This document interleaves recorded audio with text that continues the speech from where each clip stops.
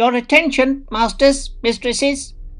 All systems functional for the Everything Geek podcast. Hey, this is Rich McDonald, and I play Commander David Mason on Call of Duty Black Ops 2. And you're listening to Everything Geek podcast. Hey, it's James Arnold Taylor, the voice of Obi-Wan Kenobi and Master Plo Koon in Star Wars The Clone Wars, and you're listening to Everything Geek, the podcast. Hey, it's Leif Gamfert. I played Uncle Ben's killer in The Amazing Spider-Man, and you're listening to the Everything Geek podcast. Hello, I'm Simon Fisherbecker. You probably know me better as Dorian Moldavar from Doctor Who, or the Fat Friar from Harry Potter. And this is Everything Geek podcast. Face it, Tiger. You just hit the jackpot with the Everything Geek podcast. You're listening to the Everything Geek podcast, bringing you interviews from your favorite films and TV shows every week, and all of the latest news. Here's your host, Rory Williamson.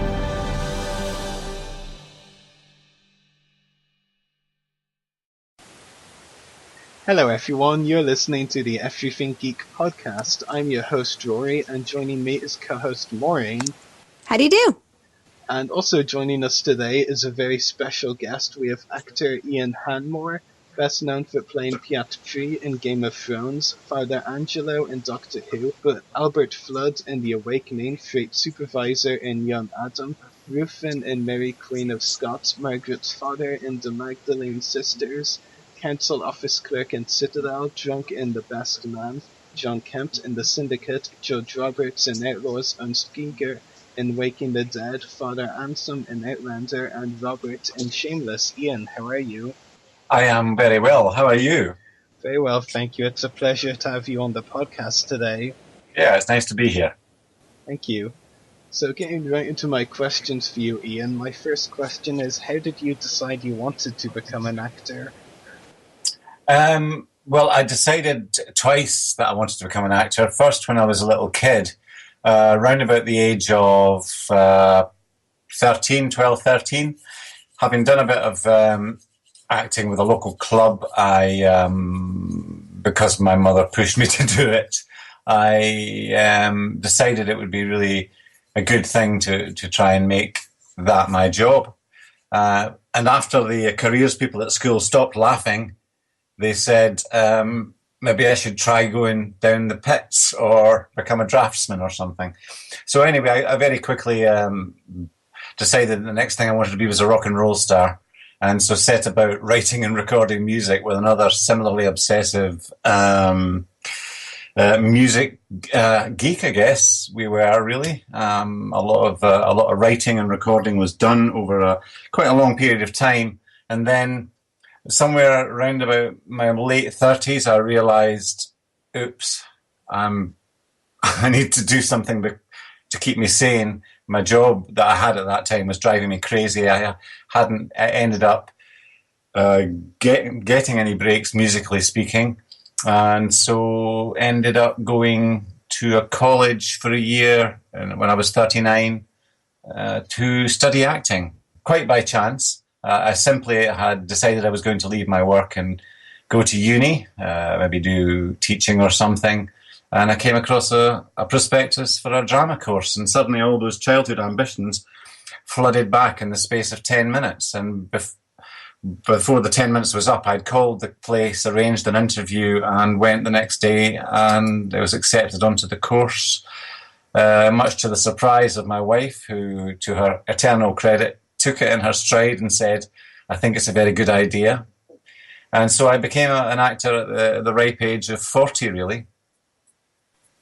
It's really interesting because, I mean, like a lot of actors, I feel that we've interviewed, certainly have said this, like they felt very early on that it's something they wanted to do, and it didn't really make a decision about it, they just sort of fell into it. That's what I've gotten from a lot of people, and it's very interesting that you kind of didn't just feel that way once, but twice, and didn't actually become an actor until a bit later on than, you know, a lot of other people in the acting industry do. So it's really interesting, actually. Thank you for sharing that. You are welcome.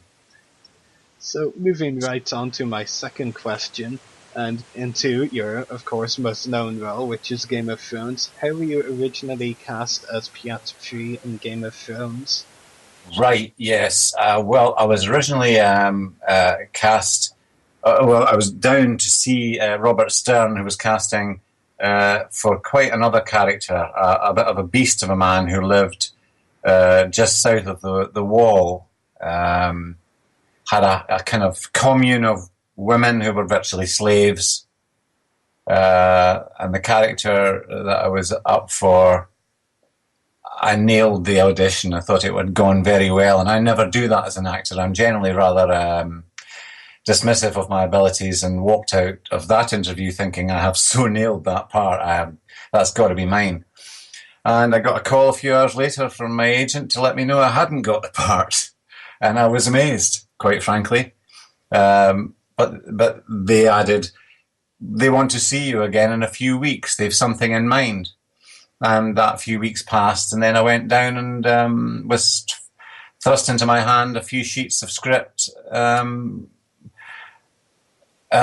the closing scenes of season 2, where I got burned by dragons, and did a screen test on that, and it was similarly, it was a very good audition, and very quickly was told that the part was mine. So yeah.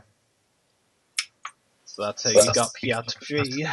Yeah. Instead of this kind of wild slave-owning beast of a man, I forget the character's name. That's terrible. He's etched in my memory, so I thought my memory is... Craster? Ah, that's it. Thank you very much. I knew it was somewhere I'd been on holiday. Craster. That's it. Craster. And of course, if you've seen pictures of me, you'll know, physically speaking, I don't really fit the bill. I had all the attitudes of Craster down because the script is so good. But yeah, I could see why they didn't give me that one. And Pyat Pree, well, he has certain things in common with me. What things would those be? Skinny, strange looking, has issues, that sort of thing. That makes sense. I just had to ask out of curiosity the way you left it there, the way saying he's similar to you, and I'm like, that's curious. Yeah, well, I don't think my children were surprised when I got the part. It must feel even worse when they're not surprised. No, that just makes me feel better. Yeah. Yeah, in a weird kind of way, it makes you feel so good about yourself. Yeah, absolutely. Yeah, the thing is, you'd rather be Pyat Pree than, say, I think he's just an interesting character to play, isn't he? So, yeah, fun. A lot of fun, really, to play that. And it was really interesting, of course, what you were saying earlier about thinking you did a really great job in your audition for the other character, because yeah. I mean, like you said, actors don't really think they nailed auditions; they just take it one at a time, and it's almost kind of a weird sense of fate that you think you have all the auditions you do, you think you nailed one, and yet you didn't nail that one. It's just kind of funny how things work out like that. Yes, that's life. If you could predict it, If you predict it, life would be boring. Yeah. So, moving on to my third question, did you have to wear a lot of makeup to play Pyat Pree? If so, can you describe the process of the makeup being put on and how long it took? Yes, well, the process of Pyat Pree was relatively straightforward, although it was wonderfully well done. It didn't require any prosthetic of any description. I actually look like that. They did obviously colour up my teeth and lips to make it look like I was a substance abuser. But the other one really was just quite straightforward. The makeup beyond that was quite straightforward, really.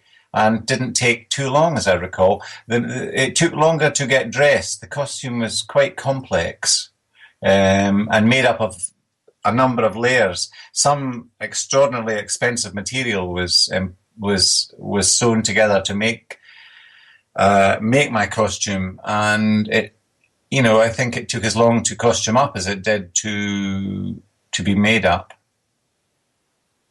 It's really interesting because, Pyat has such a distinctive look as well that you'd think it would take a bit longer to do the makeup for, but it's really interesting. It took just as long to do the costume, if not longer, as you said.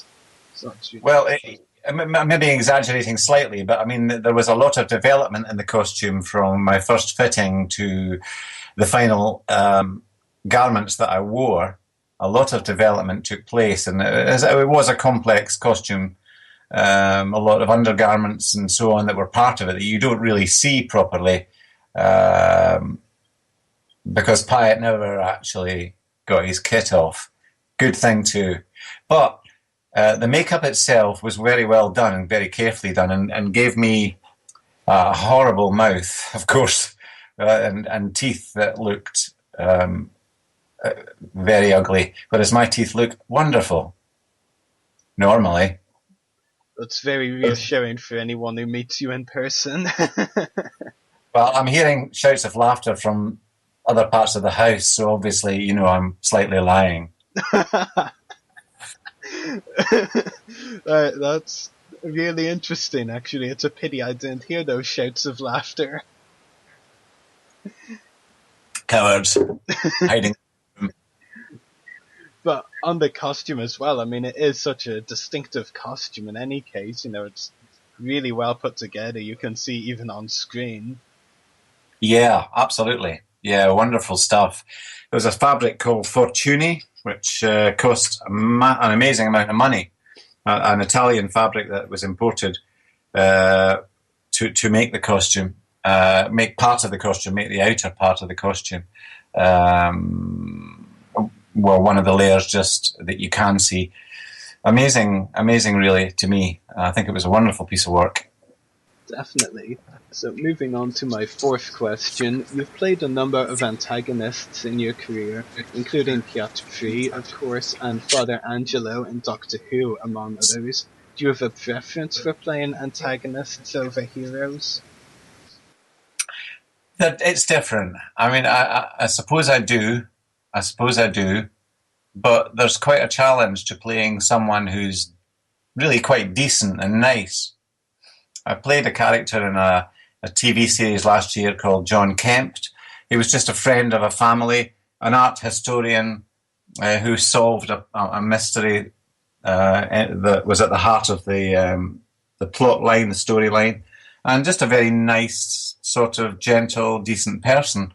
And sometimes that can be more challenging than playing, the Paulus or the Pyat Prees or Father Angelos, simply because, to make them interesting presents different challenges to making Pyat Pree an eminently interesting person anyway, interesting on screen. You've got a further distance to travel, I think, to make a decent, gentle sort of person come across on screen as someone you want to watch. Whereas, the other ones, the antagonists are fun. Just fun. That's a really interesting thing to say because from other interviews I've done, a lot of people have said they've preferred playing antagonists because they're more complicated in some cases and, more fun to play. So it's really interesting that you find it more challenging to play a hero. I mean, that puts a different perspective on it, which I think is very interesting. Well, the thing is, when people are saying that their villains are more complex, well, that's true. They're complex in the sense that, how did they become that way? Why do they behave in such ways? Perhaps as well, referring to antagonists in perhaps more gritty, real life, less grounded in fantasy productions, there is an element of research required to find out how someone got like that. If you're playing a character from perhaps a true story, as it were, then a dark character in those situations, it does require you to I think probably it requires different things of you to playing a dark character that is so extreme as a Game of Thrones Pyat Pree or a Doctor Who Father Angelo.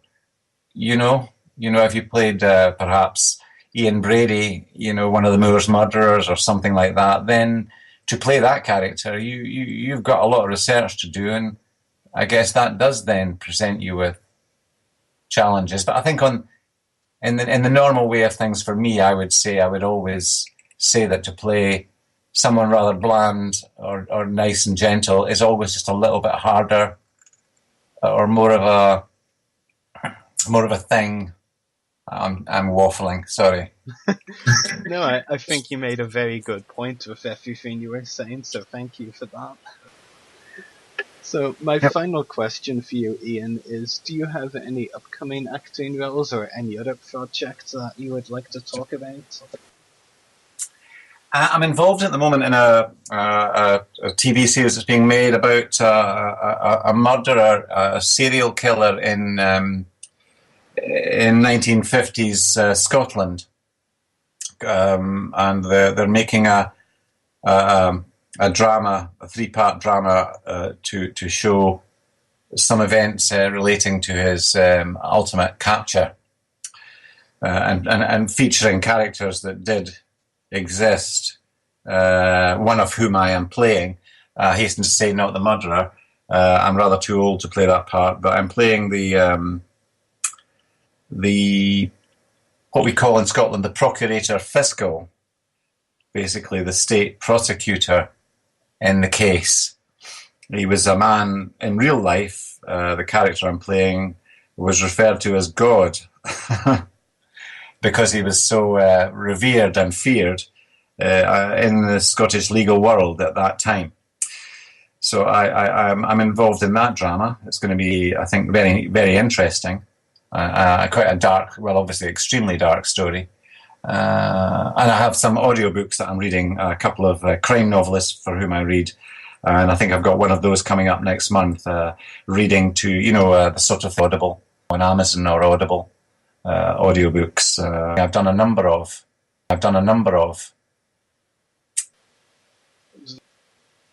It's very interesting, and I hope you are enjoying playing God. God, yes. It's a lovely little part, little but lovely, and interesting character again, but quite different, and I'm really looking forward to it. So I'll be sure to keep an eye out for all of the projects you've mentioned. So that's all of my questions for you, Ian. I'll let my co-host Máirín ask hers now. Okay. Hello. Oh, yeah. So, jumping straight into my questions, a lot of Pyat Pree's scenes in Game of Thrones involved multiple versions of yourself kind of scattered throughout the shot. Can you talk a bit about what that was like to film from your point of view of maybe having to do your scene so scattered out like that? What was that like? It was fun because you had the situation where you would play the part and then move to a different location to say the next line. For instance, in the garden, in the festival scene that where Pyat first meets Daenerys, or where Daenerys first encounters Pyat in the courtyard. That particular moment, that encounter where I show her the jewel, just one of the little things that the warlocks have at their disposal, and played the trick on her. I would say we had a fair few takes of it because we had green screen behind us for certain parts of that, and then I would move over to another part of the set, and it would be filmed to link up with that, and then obviously everything achieved in the edit afterwards, and post-production with the green screen stuff. So it presented extra little challenges, but it was kind of fun because I knew then you could have that little moment of having that feeling of having just jumped into another character. And if you enjoy, I mean, obviously acting, one of the pleasures of acting is just that thing of getting to be in all these different kind of experiences.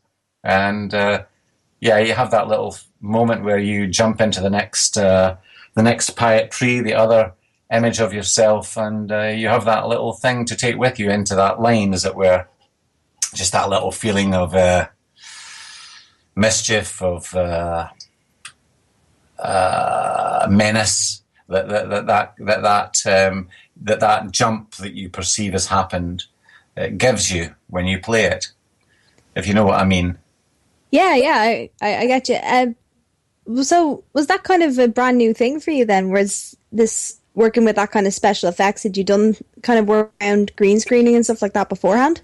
I think there was a bit of green screening involved when I was doing Father Angelo in Doctor Who, because we had a werewolf in that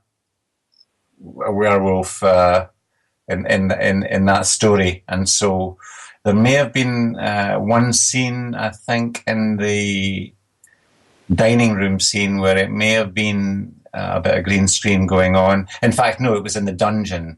In the dungeon where I had the caged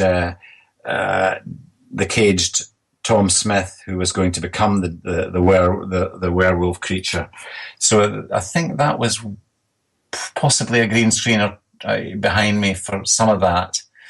But really, mainly in this, in Game of Thrones, there was a fair bit of green screen, a fair bit of they have a mirror ball and a stick that is used as a focus for certain things that are being filmed, and also the screen. The screen's obviously big blue screens behind you to get in the way, as it were. But when you get to the moment of playing it, I don't find it too much of a distraction, quite frankly, because, in the end, your focus is always on someone, other than all the paraphernalia around about you. So it's no different from having a camera or a boom op or anything being close to you. It's just another thing. Okay. Sorry, that's really interesting, because I'd be the kind of person that I'd get so distracted by it, I'd be midway through a scene and turn around and smack into the green screen or something like that. That's kind of what would happen to me. That's where one of the skills of acting, don't trip over the scenery, comes in very handy. Definitely. So my second question was, when you were initially cast as Pyat Pree, did you have much creative freedom about how you could approach him, like his stance, his voice, how he'd go about looking at people, or was it kind of just set by the writers? I think it was set by the writers. I don't feel the writing was restrictive in any way. I think the dialogue was lovely. I think David and Dan do a lovely job of interpreting George R.R. Martin's work. David Benioff and Dan Weiss, so there was nothing to encumber me in that way. The dialogue was just a gift to speak, and suggested so much, I think, to me about how the character was, his demeanour, although without saying it, like the best writing always does. It doesn't need to say things, as such, express them explicitly. It can just, it's implied almost. You can feel it in the way he speaks, his responses. You can see so much of what he is. And I always think, well, I can only be myself. And when I'm playing a part, I just want to be as comfortably close to the character as I feel I can get. And the simple way to do that is to just, it's imagining for me. And so I never felt encumbered in any way or restricted. I don't recall anyone saying, do this, do that. They just let me be with it. And, hopefully it all turned out all right. Oh yeah, I think it did. I actually really, really enjoyed his character when I watched it in the series. Yeah, and, good. It's just the vibe around him was just so kind of, you knew there was something wrong with him the second you were kind of just like you knew he was out to get Daenerys from the start, and I think that was yeah, that was good. It was interesting because we had 4 directors, and so my first day was spent with Alex. Anyway, Alex was my first director. Forgive me, I can't remember his surname. When I think that was episode 3, and I was just standing at the gates of Carth, welcoming the train in, as it were. You know, kind of mule train, camel train that arrived, shambling into the city with Daenerys, and I was just lurking, as it were, with all the other worthies of Carth, looking, and unbeknownst to me, they were taking in, because it was quite a vast crowd scene, really, but they were focusing in on things, details. One of which was me leering at Daenerys and plotting and planning in my head, because I wasn't sure how much detail would be taken in. They wanted us there for a reason, you know, the merchants and warlocks. They wanted us there perhaps to show something of the city that Daenerys was arriving and bringing her entourage to, and that I felt would be shown in those scenes. And so from the off, there was plotting and thoughts in my head about what I was going to do, get up to, and all of that kind of played over all the scenes. They were all kind of infused with that feeling that things are not quite as they should be, you know. Yeah, no, and I feel like that definitely comes across in the series itself, even just from a viewer's point of view.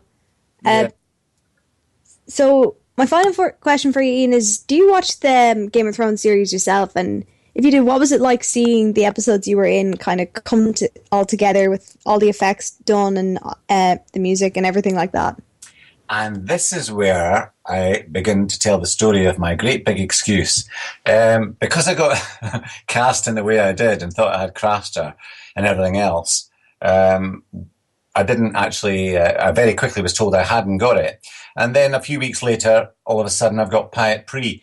And I'm thinking, well, I'll grab the books. So I got the books. I got the first 2, and began to read through. And then before long, I ended up with the season 2's scripts, all the scripts, a massive envelope of scripts.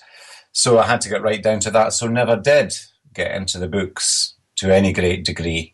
And I don't want to see any of the TV series until I've read the books, in much the same way that I didn't want to see Lord of the Rings until I'd read the books. So, no, I haven't read the books and I haven't seen the series. So, there you go. It's on my to-do list. That's okay. That's admittedly, I'm only about to start the 5th season myself. I fell very far behind, but I do get where you're coming from with wanting to read it first, because that's how I started with Game of Thrones myself. I read the first 2 books, and then just people all around me were telling me what happened in the series, and I went, you know what? Okay, I'll watch it. I'll stop reading the books and watch the series. But yes. Yeah. Well, the thing is, at least you've established you can see what the world was that George R.R. Martin was creating, without having the sort of distortion of seeing someone else's take on it, as it were. Good as it is, and I'm sure it is, but like Peter Jackson did a fantastic job bringing, the book to life. I don't think I would have done too much damage to watch, say, Lord of the Rings before reading the books, simply because by chance they were done so well. But yeah, I think it's wise to have read the books, and you've got that established in your mind. I wouldn't really begin to, but I mean, I'm well aware now that this has been a huge miss, that I ought to have been watching it. That I hear so much, from people, and think, well, clearly at some point I'm going to have to get this series and watch it, but not until I've at least read 1 or 2 of the books, I think. Yeah, definitely, and I would recommend the books as well. They're really very good. Yes. But yeah, that's all my questions for you, Ian. Thank you very much for answering them. I'm going to pass you back on to Ruari now. He has a couple more for you. Thank you. So unfortunately, one of our co-hosts, Al, couldn't make it today, but I have his questions, which I'll read out for you. So, You just Okay. mentioned, of course, that you haven't watched Game of Thrones yet, and you're intending to read the books first, which I think is admirable. I mean, there are certainly worse excuses for not watching a TV show. But Yeah. but his question was, who are your favorite characters, if you have any in mind? Well, yeah. Obviously, what I've seen, it's there are. How do you pick? I just don't know how you pick. But I've read enough of the chat to realise that a character called Euron is somebody that I need to be sorting out. But that's as much as I know, really. Good answer in any case. So Al's third question is, what were the most difficult scenes to work on in any project in your career? I worked on two really. One was a stage thing and the other was a TV thing. I had to play a character called Polis in the Fades, a science fiction series. And that was difficult for a technical reason, in that it was heavily made up, very heavily made up indeed, with prosthetic teeth, and they were painful, and contact lenses and things like that. They made most scenes in that series rather difficult for me, because I was virtually blind, and working in twilight, doing action scenes when you're virtually blind is rather difficult. And the other one, I guess I did a stage show about playing a character called a real individual, Mohammad Mossadegh. Mossadegh was the Prime Minister of Iran before the CIA undertook their very first Black Op in 1952 and had him deposed. And I had to play that in a stage play called The Fall of the Peacock Throne. Strangely named in the sense that it was actually, in a way, the rise of the Peacock Throne, because when Mohammad Mossadegh was overthrown by the CIA, they supplanted the Shah of Iran, a puppet of the West, in his place. That was a challenging thing to do, because Mohammad Mossadegh had quite a rather turbulent life. He had a disability, a physical disability as well, and it was a very mercurial character, extremely emotional man, entirely intelligent man. So I had a number of challenges in that. So I'd say some of the scenes from that play were definitely one of the most challenging things I've done in my career, I think. It's a really good answer. And Thank you. Al's final question is, what are your hidden passions or work that most people will be surprised to hear about? Well, I suppose my hidden passions, yeah. Really, I still write and record music, even though it's all never sees the light of day. I still find that I need to write music, and so I do. It's really interesting. And what do you plan to do with the music eventually? I don't know. I've got to work that out, really. And you would think with age it would be easier, but it just gets harder, I think. Yeah, it's definitely really interesting, but I'm sure you'll think of something good to do with the music eventually. You never know. In these days of social media and the internet, I may just slap something on a website somewhere and say, "Oh, by the way, have a listen to this if you've got time." So that's all of our questions for you today, Ian. It's been a pleasure talking to you on the podcast. Thank you very much. It's been lovely. And hopefully we can talk to you again at some point. Yes, that'll be fine. Absolutely fine with me. It's been lovely. I really enjoyed it. Both you and Máirín, thank you. Thank you for the kind words. We'll talk to you again soon. I hope you have a good rest of the weekend, and take care. And you both. Take care. Bye. So make sure to check out our podcast links, check out our website, website everythinggeekpodcast.com/EGP. Check out our Facebook page, www.facebook.com/everythinggeekpodcast. Check out our YouTube channel, www.youtube.com/user/everythinggeekcast. Check us out on Twitter, twitter.com/everythinggeekp. Check us out on Instagram, instagram.com/official everythinggeekpodcast. Check out our Mixcloud profile, www.mixcloud.com/everythinggeekpodcast. Email us at the following email, everythinggeekpodcast@gmail.com. Check out our companion podcast, Everything Geek Comiccast, www.facebook.com/everythinggeekcomiccast. Make sure to check out the hosts' YouTube channels. Mine is www.youtube.com/user/separatist-destroyers. Maureen's is www.youtube.com/user/lamewolfproductions.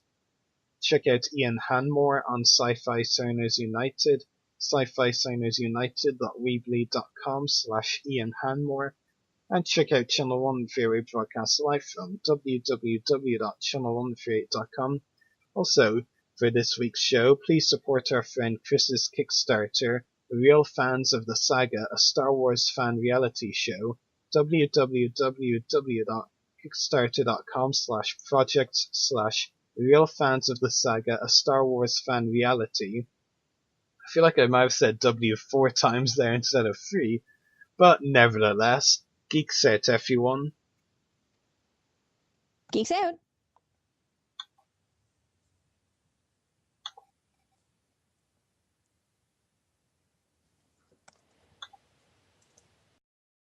Well, all my filming jobs have just been so much fun. I mean, definitely Game of Thrones has helped my career the most, and it was so much fun and amazing to work on as well. But also, like, I loved doing my team. I wasn't even thinking of being an actor. I was just enjoying the classes and stuff, playing the games. I was about 14, and then as the years went by, I kind of clocked that I could actually make something of this and make it a bit of a career.